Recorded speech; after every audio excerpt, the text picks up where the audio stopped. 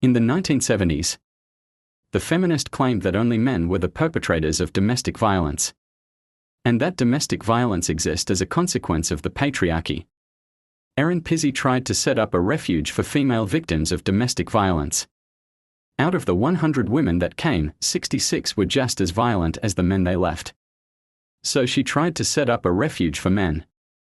The feminists stole the refuge, attacked Erin, her husband and her family to the point of exile. She tried to publish a book about her research. She discovered that domestic violence is not a gender issue. It is a human issue. And that the feminist movement deliberately lied about domestic violence to attack men, but she and her husband had to have a police escort all around England because of the feminist abusers. In 2024, the British government formally recognised Erin Pizzey for her work and research.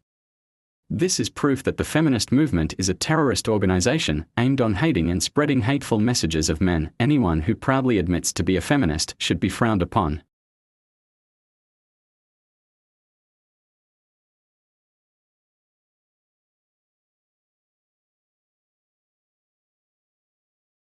If I were to Google partner violence right now, it will just be a waterfall of like a man with his fist like this, or maybe he's taking his belt off, a woman with a man's hands around her neck. What percentage of partner violence is summarized by that? Because that seems like 100% of the story from what I'm looking at. Yeah, I can tell you, I got the exact numbers here. Really tiny. Everyone who reports intimate partner violence, who reports severe male intimate partner violence, i.e. wife battering, 5%. So what 5% of all reported intimate partner violence is male severe. If I were to draw a big pie chart of all partner violence, half of that pie chart straight away is bilateral violence. That's right. Of the remaining half, 70% of that is perpetrated by women. That's right.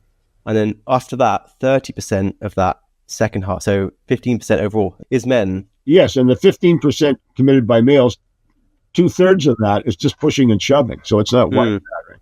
So you get down to the things like hitting her or kicking her that could be wife battering, 5%.